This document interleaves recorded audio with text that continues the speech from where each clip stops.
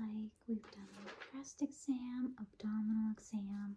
Now the final part of your annual, now that you are 21, is you are going to be getting the pelvic examination, which I know you've not had one previously, as well as you are now due for your Papsmear or the cervical cancer screening test.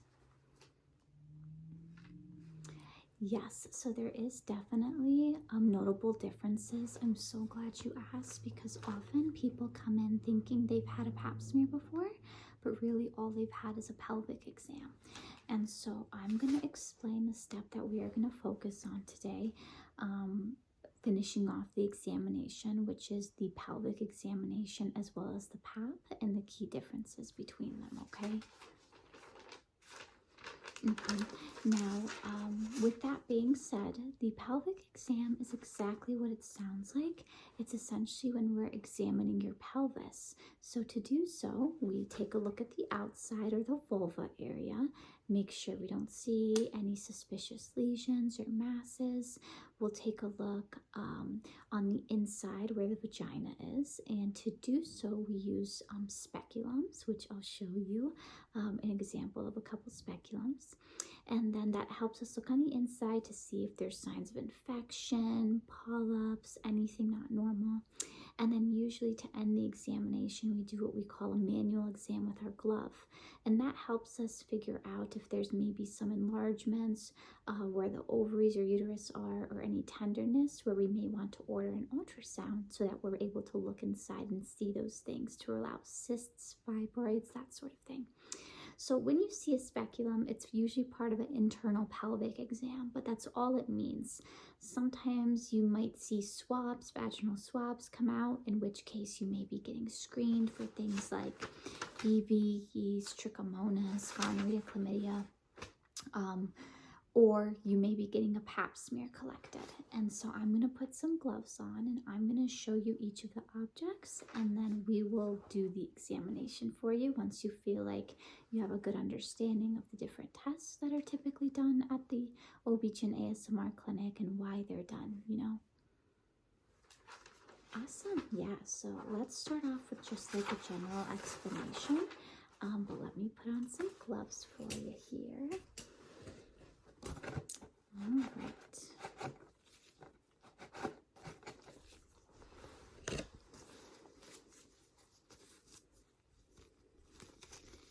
Just gonna put on some gloves. So I am just gonna show you like the different instruments that you'll commonly see at an OB/GYN clinic, and then you let me know if you have any questions, okay?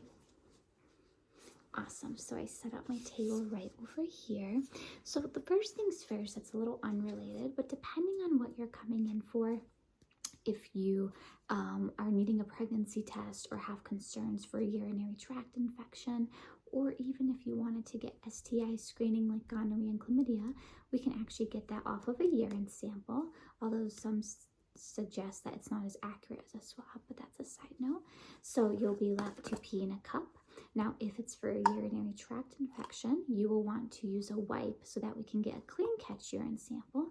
But if it's for a sexually transmitted infection, then you do not need to use a wipe, or what we call a dirty catch.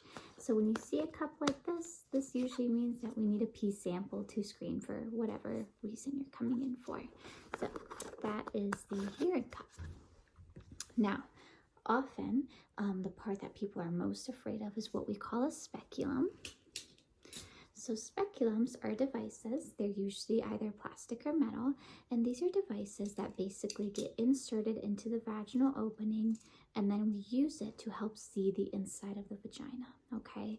We're also able to identify your cervix, which is kind of a donut-shaped organ that leads up into your uterus. And so when we do a pap smear, we are wiping cells off of your cervix, and we'll get to that in a second.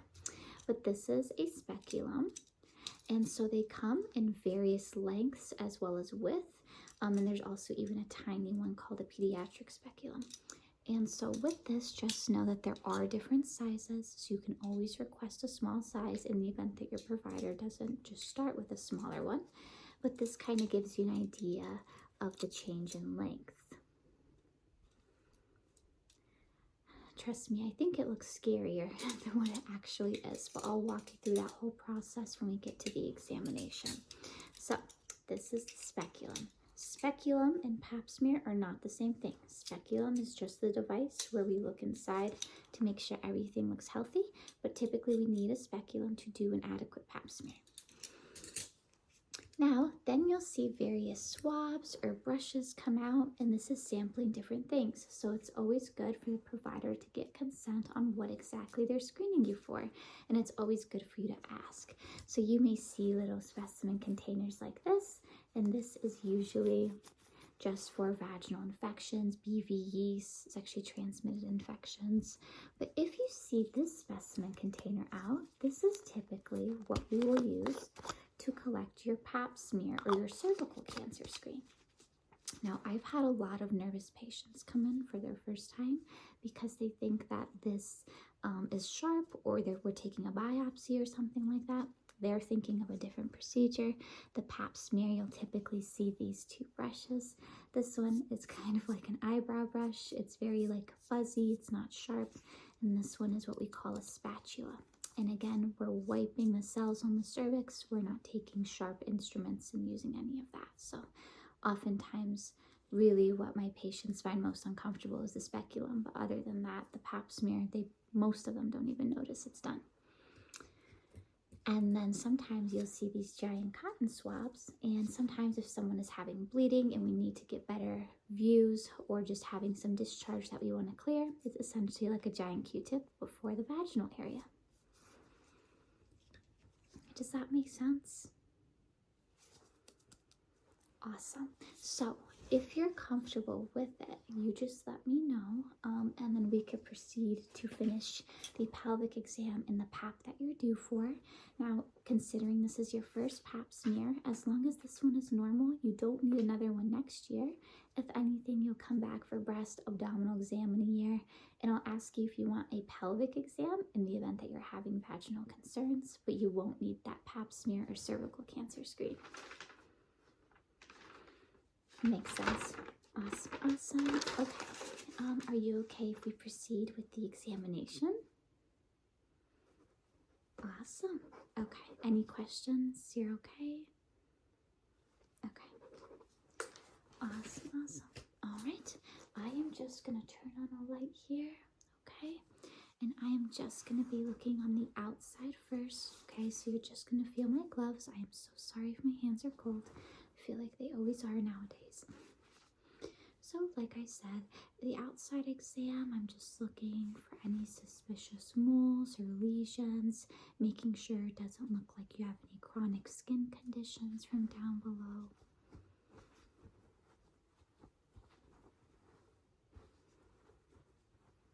Okay. Are you having any concerns on the outside at all? Any itching or notice any bumps? Okay. Just making sure.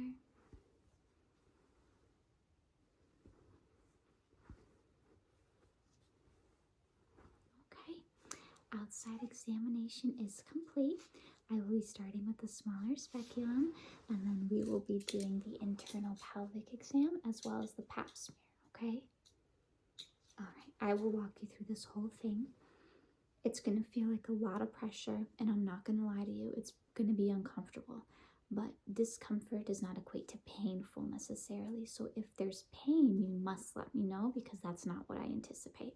But if it's uncomfortable, if you're just kind of like, oh, this is just so weird, that's kind of, yeah. Okay. So you're going to feel my hands here. You're going to feel a lot of pressure. I just want you to focus on your breathing. Deep breath in. You're doing great. Lots of pressure you're going to feel on the inside. I know it's a ton of pressure. Comfortable? Okay. Your cervix looks nice and healthy. Did you want STI screening as well? Okay. So I'm just going to collect the samples. Okay.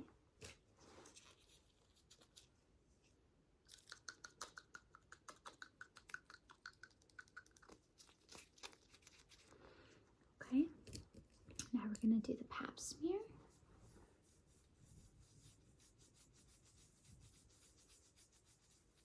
Okay, second brush.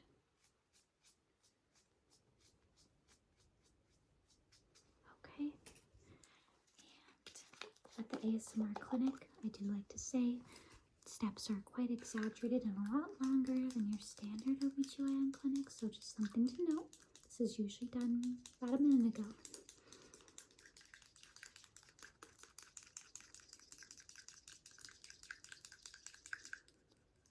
Just gotta make sure we get all the cells.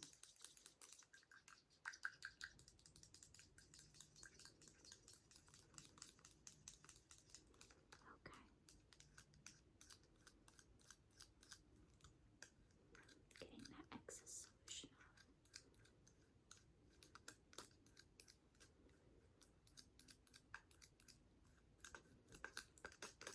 Okay, closing this up. So we've collected the Papsmear or the cervical cancer screen.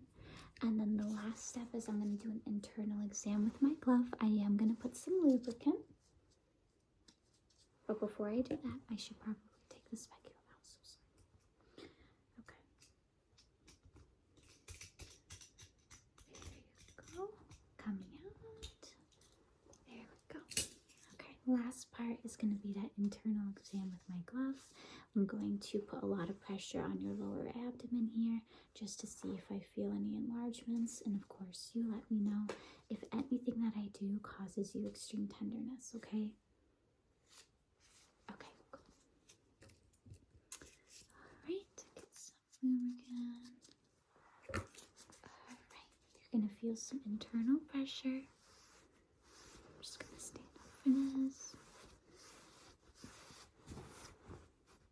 Any pain here?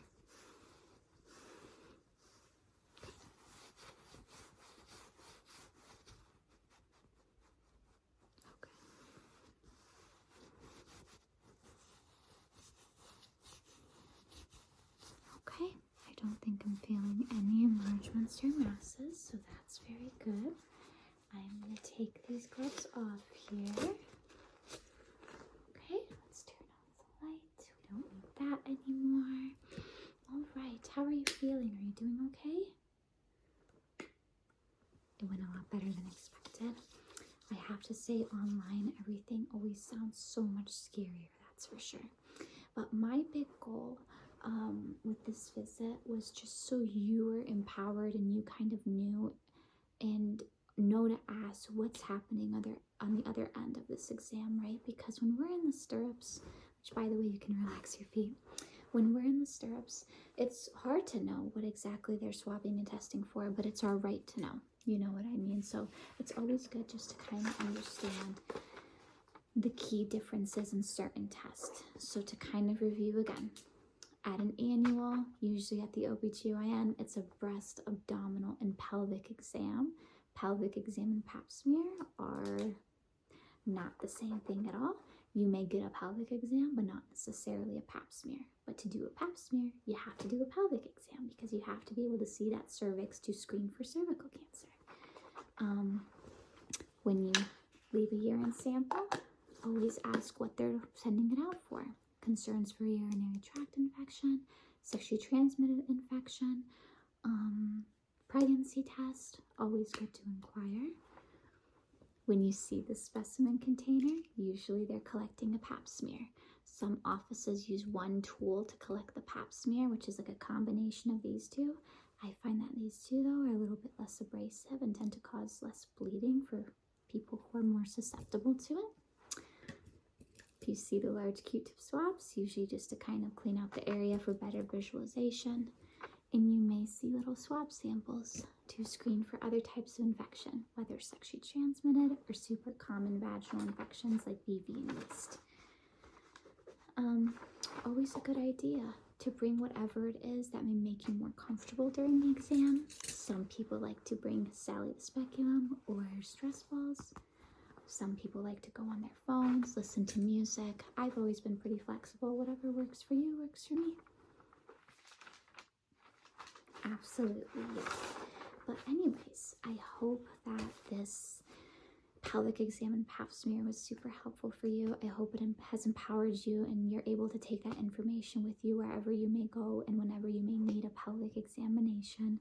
Please know your rights, of course. Everything has to be done with your consent. No one can ever force you into an exam just because you show up at the clinic. And always remember, speculums can be plastic or metal, and they come in various sizes, so you can always confirm with your provider that they will be starting with the smallest speculum for your ease and comfort.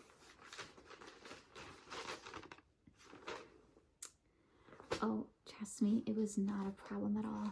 I'm so glad you were able to make it in today. We've done a little refurbishing here, location switch. Let me know what you think of it versus the other OBGYN clinic from my actual workplace, so that we have more flexibility and so I'm able to see patients more outside of that setting. Absolutely. Well, it was a pleasure seeing you. I hope you have the most amazing day today. Thank you so much. I'll leave you to get dressed.